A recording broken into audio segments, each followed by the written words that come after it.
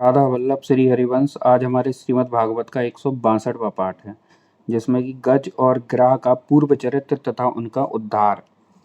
श्री सुखदेव जी कहते हैं, परीक्षित, उस समय ब्रह्मा, शंकर आदि देवता, ऋषि और गंधर्व श्री हरि भगवान के इस कर्म की प्रशंसा करने लगे तथा उनके ऊपर फूलों की वर्षा करने लगे। स्वर्ग में दुदुम्बियां बजने लगीं, गंधर्व नाचने गाने लगे, ऋषि, चारण और सिद्धगण भगवान पुरुषोत्तम की स्तुति करने लगे। इधर वह ग्रह तुरंत ही परम आश्चर्यमय दिव्य शरीर से संपन्न हो गया। यह ग्रह इससे पहले हूहू नाम का एक श्रेष्ठ गंधर्व था। देवल के शाप से उसे यह गति प्राप्त हुई थी। अब भगवान की कृपा से वह मुक्त हो गया। उसने सर्वेश्वर भगवान के चरणों में सिर रखकर प्रणाम किए। इसके बाद वह भगवान के स्वयं का गान करने लगा। वास्तव में अविनाशी भगवान ही सर्वश्रेष्ठ कीर्ति में संपन्न है। उन्हीं के गुण और मनोहर लीलाएं गान करने योग्य हैं। भगवान के कृपा पूर्ण स्पर्श से उसके सारे पाप ताप नष्ट हो गए। उसने भगवान की परिक्रमा करके उनके चरणों में प्रणाम किया और सबके देखते देखते अपने लोक की यात्रा की। गजेंद्र भी भगवान का स्पर्श प्राप्त होते ही अज्ञान के बंधन से मुक्त हो गया। उसे भगवान का ही रूप प्राप्त हो गया। वह पीताम्बरधारी और एवं चतुर्भुज बन गया। गजेंद्र पूर्व जन्म में द्रविड़ देश का पांडव वंशी राजा था। उसका नाम था इंद्रगुम्न। वह भगवान का एक श्रेष्ठ उपासक एवं अत्यंत यशस्वी था।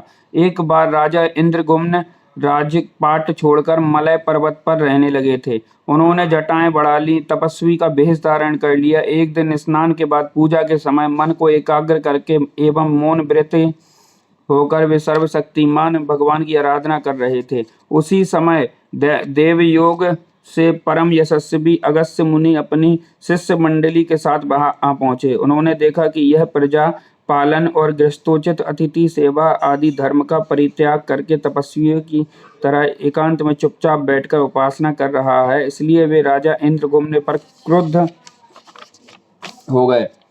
उन्होंने राजा को यह शाप दिया, इस राजा ने गुरुजनों से शिक्षा नहीं ग्रहण की है, अभिमानवश परोपकार से निवृत्त होकर मनमानी कर रहा है। ब्राह्मणों का अपमान करने वाला यह हाथी के समान जड़ बुद्धि है, इसलिए इसे वही घोर अज्ञानमयी हाथी की योनि प्राप्त हो। श्री सुखदेव जी कहते हैं, परीक्षित, साप एवं वर दान देने में समर्थ अगस्त्य ऋषि इस प्रकार शाप देकर अपनी शिष्य मंडली के साथ वहां से चले गए। राजर्षि इंद्रगुम्न ने यह समझकर संतुष्ट किया कि यह मेरा प्रारब्ध ही था। इसके बाद आत्मा की विस्मृति करा देने वाली हाथी की योनि उन्हें प्राप्त हुई, परंतु भगवान की आराधना का ऐसा प्रभाव है कि हाथी होने पर भी उन्होंने भगवान की स्मृति हो ही गई।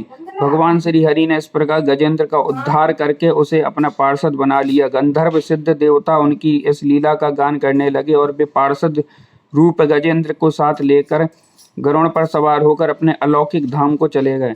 कुरुवंश शिरोमणि परीक्षित, मैंने भगवान श्री कृष्ण की महिमा तथा गजेंद्र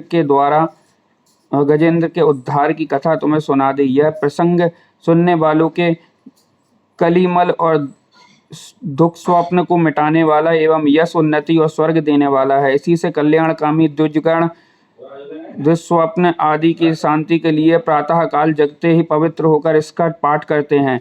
परीक्षित, गजेंद्र की स्तुति से प्रसन्न होकर सर्वव्यापक एवं सर्वभूत स्वरूप श्री हरि भगवान ने सब लोगों के सामने ही उसे यह बात कही थी। श्री भगवान ने कहा, जो लोग रात के पिछले पहर में उठकर इंद्रिय निग्रह पूर्वक एकाग्र चित्त से मेरा, तेरा तथा इस सरोवर पर्वत एवं कंदरा, वन, बैत, कीचक और बांस के झुरमुट, यहाँ के दिव्य वृक्ष तथा पर्वत शिखर, मेरे ब्रह्मा जी और शिव जी के निवास स्थान, मेरे प्यारे धाम क्षीर सागर, प्रकाशमय श्वेत द्वीप, श्री वत्स कौस्तुभमणि बनमाला, मेरी कौमुद की गदा, सुदर्शन चक्र, पांचजन्य संख्य पक्षीराज गरुण, मेरे सूक्ष्म कला स्वरूप शेष जी, मेरे आश्रय में रहने वाली लक्ष्मी देवी, ब्रह्मा जी, देवर्षि नारद, शंकर जी तथा भक्तराज प्रहलाद, मत्स्य, कच्छप, बराह आदि अवतारों में किए हुए मेरे अनंत पुण्यमय चरित्र, सूर्य, चंद्रमा, अग्नि, ओमकार, सत्य, मूल, प्रकृति, गौ, ब्राह्मण, अविनाशी, सनातन धर्म, सोम, कश्यप तथा धर्म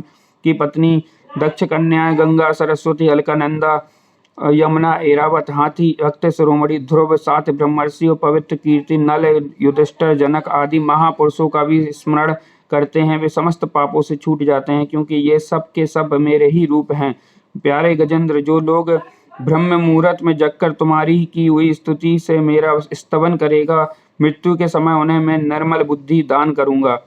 श्री सुखदेव जी कहते हैं, परीक्षित, भगवान श्री कृष्ण ने ऐसा कहकर देवताओं को आनंदित करते हुए अपना श्रेष्ठ शंख बजाया और गरुड़ पर सवार हो गए। श्री कृष्णाम चरण अस्तु। अगला पाठ, देवताओं का ब्रह्मा जी के पास जाना और ब्रह्मा कृत भगवान की स्तुति।